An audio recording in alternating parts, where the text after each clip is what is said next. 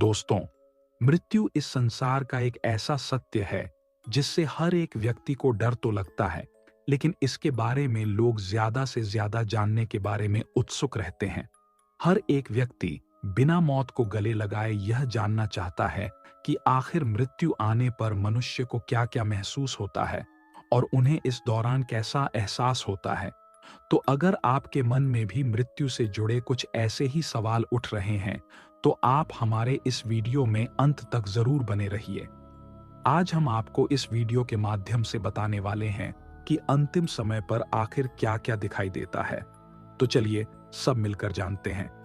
दोस्तों, गरुड़ पुराण एक ऐसा धर्म ग्रंथ है जिसमें जन्म से लेकर मृत्यु और मृत्यु के बाद का भी उल्लेख देखने को मिलता है। इस धर्म ग्रंथ में उन संकेत और अनुभव के बारे में भी विस्तार पूर्वक बताया गया है जो मृत्युशैया पर लेटे यानी मृत्यु के अंतिम समय पर हर एक मनुष्य अनुभव करता है। गरुड़ पुराण के अनुसार मृत्यु के कई महीने पहले ही मनुष्य को एहसास होने लगता है कि अब वह इस संसार को छोड़कर जाने वाला है। यही कारण है कि वह अपनी बातों ही बातों में अपने परिजनों को संकेत देने की कोशिश करता है, लेकिन अज्ञानता के कारण परिजन उसकी बातें समझ नहीं पाते। और तो और, मृत्यु के आने से पहले मनुष्य का शरीर ठीक तरीके से काम करना बंद कर देता है। जब मृत्यु का अंतिम समय आ जाता है, तब उस व्यक्ति की जुबान लड़खड़ाने लगती है और उसे स्वाद आना भी बंद हो जाता है। इसके अलावा उसे बोलने में भी काफी तकलीफों का सामना करना पड़ता है।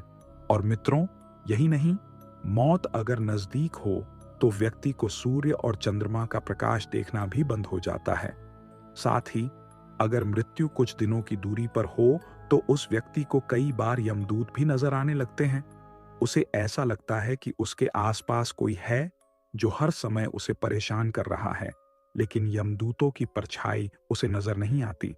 और दोस्तों, यही कारण है कि मृत्यु के अंतिम समय पर व्यक्ति अपने आसपास खड़े लोगों से भी डरने लगता है और जोर जोर से चीखता चिल्लाता रहता है। गरुड़ पुराण के अनुसार अगर देखा जाए तो जिस किसी मनुष्य की मृत्यु निकट होती है तो उसे अपनी परछाई दिखना भी बंद हो जाता है। साथ ही साथ मरने से 24 घंटे पहले व्यक्ति को आईने में अपना चेहरा भी दिखाई देना बंद हो जाता है।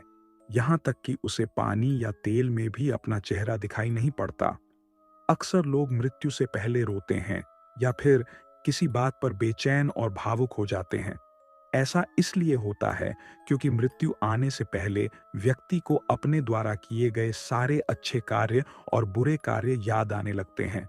सर्वप्रथम उसे अपना बचपन याद आने लगता है, फिर नौकरी, विवाह और अपना परिवार, बच्चे, वह सब कुछ याद आने लगता है जिससे उसने अपना पूरा जीवन निकाल दिया।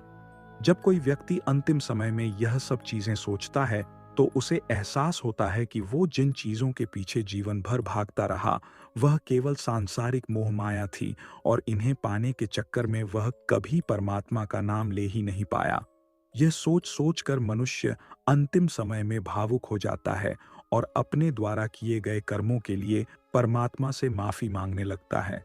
इसके अलावा गरुड़ पुराण में यह भी बताया गया है कि मृत्यु के समय शरीर से एक अजीब तरह की बदबू आने लगती है। साथ ही उसके शरीर में कोई संवेदना भी नहीं बचती।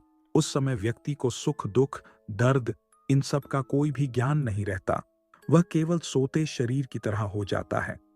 यह वही समय होता है जब मनुष्य का शरीर तो साथ छोड़ देता है, लेकिन उसका दिमाग अभी भी बार बार उसे भूतकाल के बारे में सोचने को मजबूर करता रहता है, जहां उसने कई तरह के अच्छे और बुरे कर्म किए होते हैं।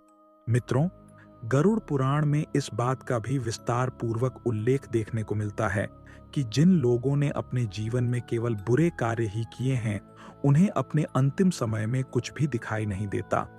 उन्हें उनके आसपास बैठे हुए लोग भी दिखाई नहीं देते और इस दौरान अगर वह व्यक्ति गलती से भी आईना देख लेता है तो उसे अपना चेहरा काफी विकृत दिखाई देता है। वहीं दूसरी ओर जिन लोगों ने अपने जीवन में अच्छे कार्य किए होते हैं, राम के नाम लिए होते हैं, पुण्य जैसे सत्कर्म किए होते हैं, उन्हें मृत्यु के समय एक दिव्य प्रकाश दिखाई देता है और ऐसे लोग मृत्यु के समय ईश्वर के चरणों में चले जाते हैं और मुक्ति को प्राप्त कर लेते हैं।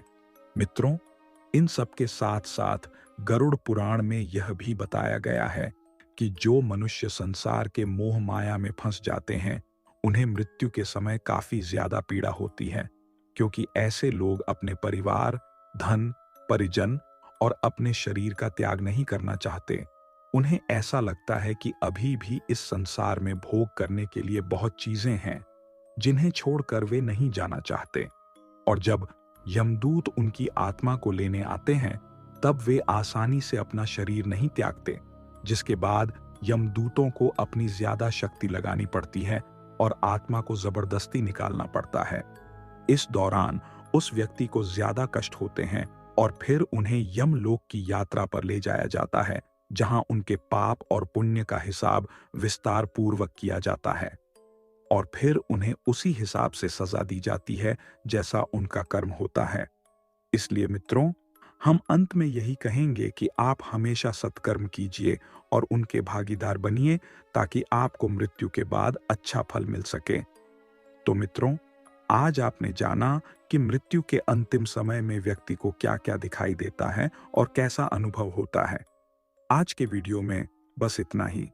आपको हमारी जानकारी कैसी लगी? आप हमें कमेंट में जरूर बताएं। अपने दोस्तों के साथ भी शेयर करें और हमारे चैनल को भी सब्सक्राइब करें। फिर मिलते हैं किसी नई वीडियो के साथ। धन्यवाद।